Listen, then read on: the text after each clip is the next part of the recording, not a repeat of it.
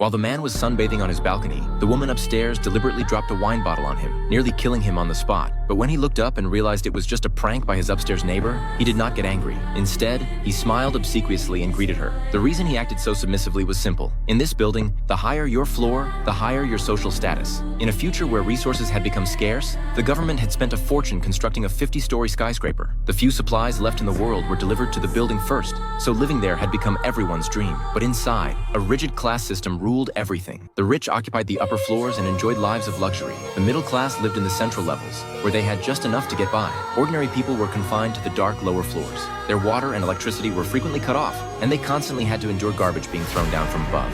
The main character, Robert Laing, was a doctor who had spent years working his way up. At last, he earned the right to live on the 25th floor. When he first moved in, he was thrilled, but he soon discovered that, as a middle floor resident, he was not even allowed to use the swimming pool. Laing wanted to make connections with the wealthy residents upstairs, but people from the lower floors could only go up if someone from above invited them. So he deliberately showed off his 8-pack, hoping to catch the attention of his attractive upstairs neighbor, Charlotte. His plan worked exactly as expected. After dropping the bottle on him, Charlotte invited him upstairs to one of her parties. Laing dressed in his finest clothes, eager to see how the elite on the 26th floor lived.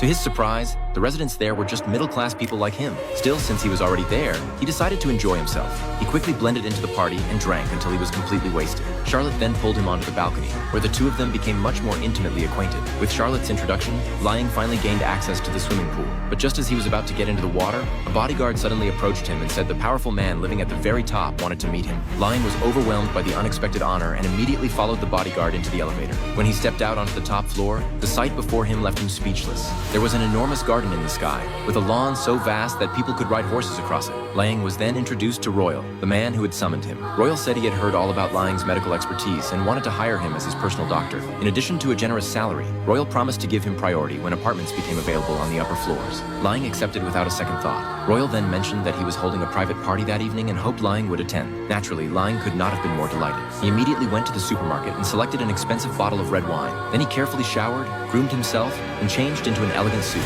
Filled with excitement, he arrived at Royal's party, only to realize the moment he walked in that the entire thing had been set up to make a fool of him.